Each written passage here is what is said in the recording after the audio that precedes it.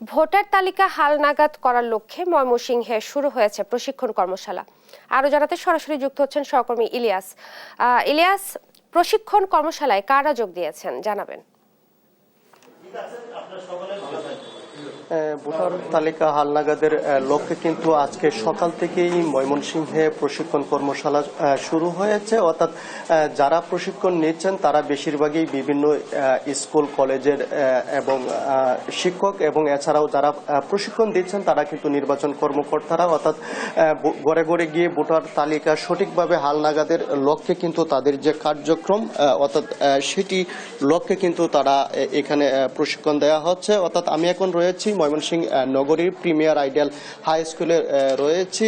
সদর উপজেলায় থেকে 300 জনকে কিন্তু প্রশিক্ষণের আওতায় ইতিমধ্যে নিয়ে আসা হয়েছে, এবং তাদের মধ্যে যারা তথ্য সংগ্রহকারী রয়েছেন, তথ্য সংগ্রহকারী এবং সুপারভাইজার 55 জনকে কিন্তু এই প্রশিক্ষণের আওতায় নিয়ে আসা হয়েছে। আজকে সকাল থেকে, অর্থাৎ সকাল 9টা থেকে প্রশিক্ষণ শুরু হয়েছে, বিকেল 5টা পর্যন্ত চলবে। আমরা দেখেছি ময়মনসিংহ আঞ্চলিক নির্বাচন কার্যালয় এবং জেলা নির্বাচন কার্যালয়ের যে ঊর্ধ্বতন কর্মকর্তারা আছেন তারা কিন্তু এই প্রশিক্ষণ কর্মশালায় এসে যোগ দিয়েছেন, এবং যারা প্রশিক্ষণার্থী আছেন তাদেরকে কিন্তু নানাভাবে তারা কিভাবে ভোটার তালিকা হালনাগাদ করতে হবে এবং সঠিক উপায়ে কিভাবে তথ্য সংগ্রহ করা যাবে সেই কলাকৌশলগুলো তারা শিখিয়ে দিচ্ছেন। আমরা যদি একটু যুক্ত হতে চাই, জানতে চাই ময়মনসিংহ আঞ্চলিক নির্বাচন কার্যালয়ের অতিরিক্ত আঞ্চলিক নির্বাচন কর্মকর্তা রয়েছেন আব্দুর রহিম, একটু জানতে চাই এই যে প্রশিক্ষণ কর্মশালা শুরু হয়েছে সেটা কবে নাগাদ শেষ হবে এবং প্রশিক্ষণার্থীদেরকে আসলে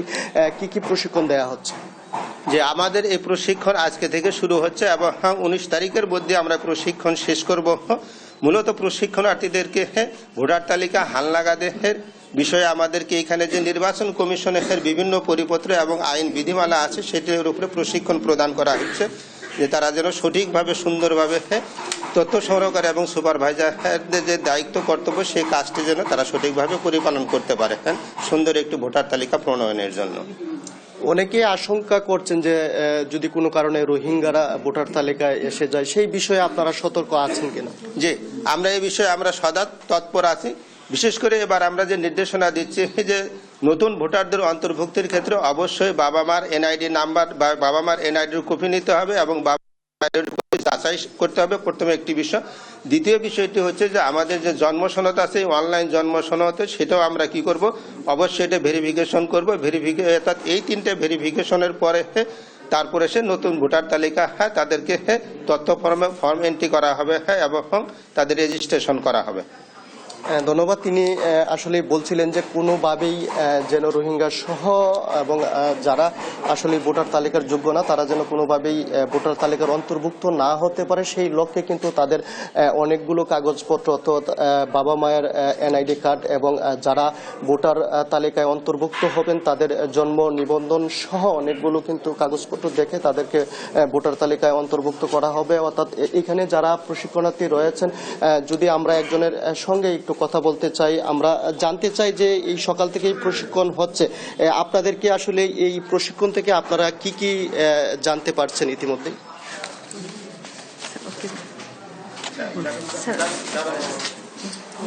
জি জি আমি এবার ফার্স্ট একদম নতুন, তো স্যার এই প্রশিক্ষণটা কিছুক্ষণ আগে 9টার দিকে শুরু করছে। এর মধ্যে আমরা যে রোহিঙ্গা সম্পর্কে জানতে পারলাম, যাতে বিশেষ করে রোহিঙ্গারা যে আসছে ওদের যদি বাবা মার আইডি কার্ড না থাকে ওদেরকে মানে ঢুকানো যাবে না, নেওয়া যাবে না। স্যার এটাই আর কি বলছে।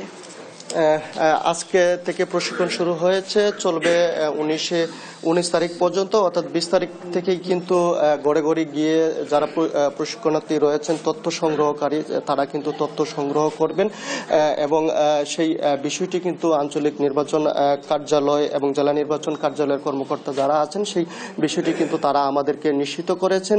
আজকে সদর উপজেলার যারা ভোটার তালিকা তথ্য সংগ্রহ করবেন ভোটারদের, তাদের প্রশিক্ষণ দেওয়া হচ্ছে এবং আগামীকাল মুক্তাগাছা, এভাবেই পর্যায়ক্রমে কিন্তু ময়মনসিংহের প্রত্যেকটি উপজেলায় কিন্তু এভাবে প্রশিক্ষণের আওতায় প্রশিক্ষণার্থী তথ্য সংগ্রহকারী যারা আছেন তাদের সকলকে কিন্তু আনা হবে। অর্থাৎ এখানে অনেকেই রয়েছেন যারা একেবারেই নতুন, তারা কিন্তু প্রশিক্ষণ নিচ্ছেন এবং তাদেরকে কিন্তু আজকে দিনভর কিন্তু তাদেরকে কিভাবে তথ্য সংগ্রহ করা হবে, বাড়ি বাড়ি গিয়ে কিভাবে তথ্য সংগ্রহ করবেন সেই বিষয়ে কিন্তু খুঁটিনাটি বোঝানো হবে, সেই বিষয়টি কিন্তু নিশ্চিত। আমরা দেখেছি যে এই প্রশিক্ষণকে ঘিরে কিন্তু বিগত কয়েকদিন ধরেই কিন্তু নির্বাচন কর্মকর্তারা তাদের যে প্রস্তুতি সেই প্রস্তুতি কিন্তু তারা নিয়েছেন এবং তারা এই বিষয়টিকে চ্যালেঞ্জ হিসেবে নিয়েছেন যে অন্যান্য বছর এবং যখন জাতীয় সংসদ নির্বাচন সামনে আসে তারা কিন্তু একটি সময় পেয়ে থাকেন, অনেক দিন নিয়ে কিন্তু তারা ঘরে ঘরে ভোটার তালিকা হালনাগাদের সুযোগ পেয়ে থাকেন, কিন্তু এই বছর তারা